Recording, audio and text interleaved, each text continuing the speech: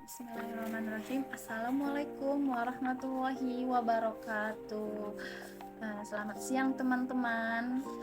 Kali ini saya selaku pemakalah akan menyampaikan makalah saya yang berjudul cara menyampaikan materi secara sistematis. Oke, di sini pada judul kali ini saya akan menjelaskan yaitu pembahasan yang pertama, yaitu kita harus mengetahui apa itu definisi sistematis. Jadi, kalau menurut KBBI, sistematis adalah teratur menurut sistemnya yang diatur baik.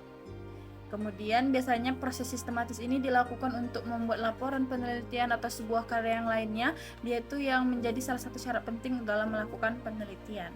Kemudian menurut Joko Purwanto, sistematis itu adalah suatu perencanaan dan penyusunan materi yang dilaksanakan secara langkah-langkah, terarah dan terencana untuk mencapai satu tujuan yang telah ditentukan. Kemudian ada juga sistematis adalah segala usaha untuk menguraikan dan merumuskan sesuatu dalam hubungan yang teratur dan logis. Jadi, dapat kita tarik kesimpulan di sini bahwasannya sistematis itu adalah suatu proses yang dilakukan dengan langkah-langkah yang tersusun untuk mencapai suatu tujuan. Jadi sampai sini kita harus tahu dulu sistematis. Jadi udah paham ya, dia itu suatu proses yang dilakukan dengan langkah-langkah yang tersusun dan terencana untuk mencapai suatu tujuan gitu. Oke, kemudian itu definisi bahan ajar.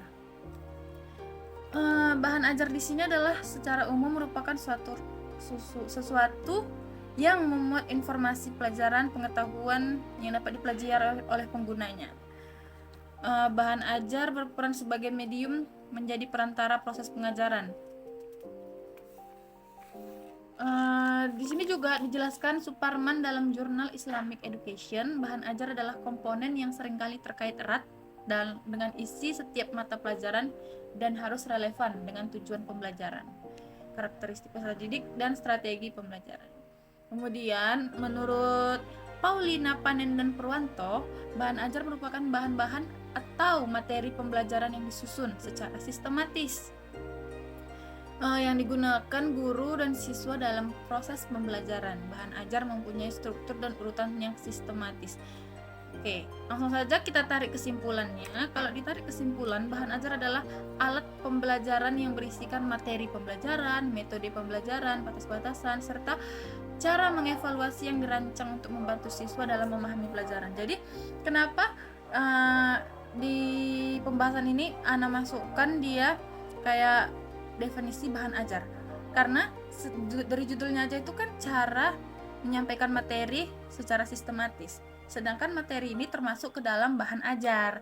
Makanya kita cari dulu definisi bahan ajar. Karena mau gimana pun, bahan ajar ini kan alat pembelajaran yang ini berisikan materi, metode, serta batasan-batasan serta mengevaluasi yang dirancang untuk memahami pelajaran dengan baik. Jadi itulah kenapa Ana buat materi di sini jadinya bahan ajar gitu. Oke, untuk rumusan masalah yang ketiga yaitu mengembangkan bahan ajar atau mengembangkan materi, menyampaikan materi gitu kan. Oke, di sini bahan ajar dapat juga diartikan sebagai segala bentuk bahan yang disusun secara sistematis, secara tersusun dan terstruktur yang memungkinkan siswa dapat belajar. Dengan adanya bahan ajar, guru akan lebih mudah dalam menyampaikan materi. Unsur-unsur bahan ajar terdiri satu. Yang pertama, petunjuk belajar. Nah, jadi komponen ini meliputi petunjuk bagi pendidik bagaimana cara pendidik sebaiknya terhadap peserta didik.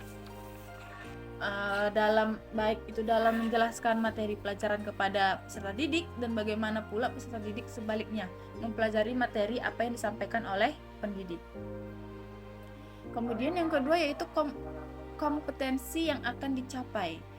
Di sini dalam bahan ajar seharusnya dicantumkan standar kompetensi dasar maupun indikator pencapaian hasil belajar yang harus dikuasai oleh peserta didik. Dengan demikian jelaslah tujuan yang harus dicapai oleh peserta didik. Makanya kayak dalam perkuliahan kayak kita lah, misalnya dalam perkuliahan gitu kan.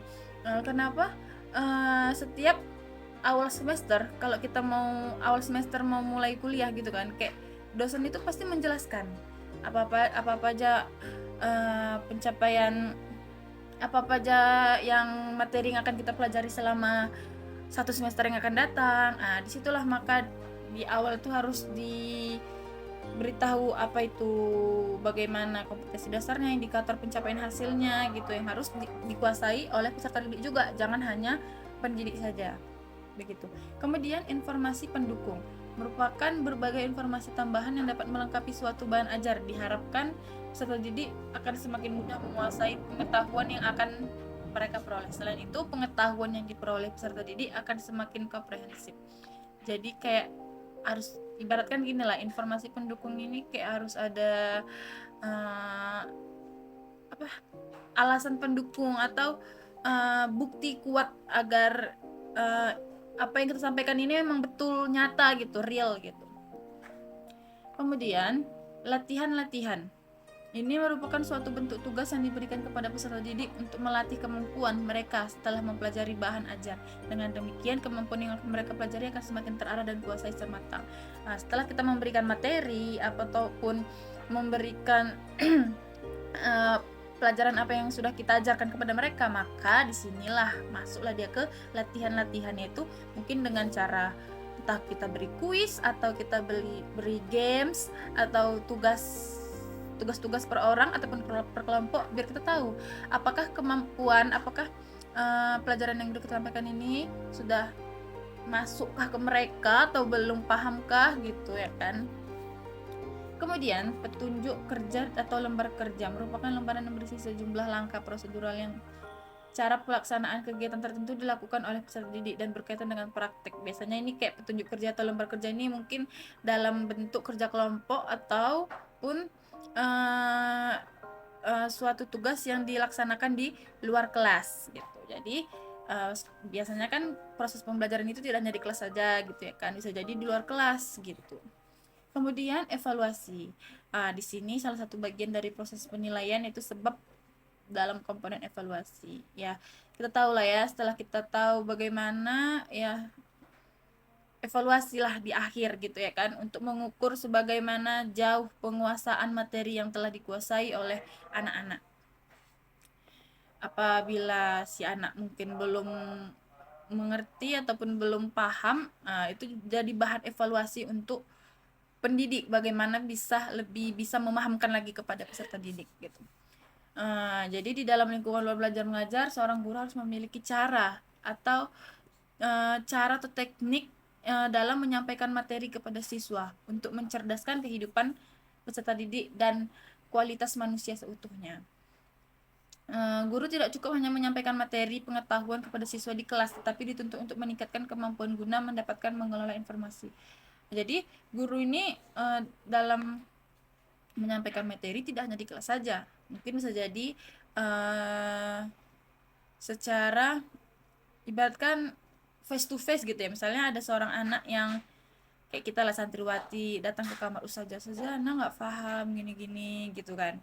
Oke, mungkin sama yang disampaikan oleh Ustadz Sani minggu lalu sepertinya, yang mungkin dia di dalam kelas nggak paham karena berbahasa Arab gitu ya kan. Tiba dia menjumpai ustadznya di luar atau gimana dengan bahasa Indonesia, dia jadi paham gitu. Jadi kan menyampaikan materi itu bukan berarti harus di kelas aja gitu kan, bisa dengan cara yang lain gitu.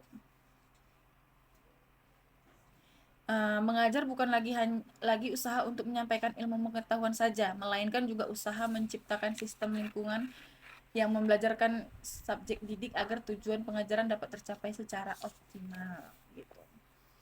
Kemudian di sini juga ada strategi keterampilan berbahasa. Di sini semakin tinggi tingkat penguasaan bahasa seseorang, maka semakin baik pula penggunaan bahasa dalam berkomunikasi. Penggunaan berbagai teknik dan metode inovatif yang menciptakan situasi pembelajaran yang kondusif. Jadi yang pertama di sini strateginya itu adalah strategi menyimak. Di sini bentuk keterampilan berbahasa yang bersifat reseptif. Jadi pembelajaran menyimak ini contohnya seperti ini, pemberian informasi tertentu. Hal ini peserta didik mendengarkan informasi serta mencatat. kalau menyimak ya. Kemudian interaksi, dalam hal ini peserta didik diberikan contoh lalu mengulangi. Jadi misalnya nih guru memberi contoh, kemudian kita menyuruh peserta didik ini untuk mencontohkan lagi atau mengulang apa yang telah diajarkan oleh si pendidik ini. Mungkin bisa mengulang contoh yang sama apa yang dijelaskan oleh si guru ataupun dengan contoh yang lebih kreatif lagi. Kemudian secara independen peserta didik melakukan kegiatan tertentu seperti menyimak rekaman berupa model, percakapan yang nyata, evaluasi, menyimak yaitu tes melalui rekaman. Ini dia seperti kita menyimak dalam bentuk melalui rekaman gitu. Mungkin ditampilkan sebuah video atau ya video ataupun apa? Rekaman audio yang kita berikan kepada peserta didik, maka mereka di situ mulai untuk menyimak gitu ya. Yang kedua yaitu strategi pembelajaran keterampilan berbicara. Di sini tekniknya pembelajaran berbicara antara lain yaitu seperti berdialog atau pembacaan puisi gitu. Kemudian berbicara semi terpimpin meliputi cerita berantai atau kayak puisi bertaut begitu kan, melaporkan isi bacaan. Kemudian berbicara bebas meliputi kayak diskusi, drama, wawancara. Itu kan dia kan kayak berbicara santai, bebas gitu ya kan, drama, diskusi. Kemudian strategi pembelajaran keterampilan membaca.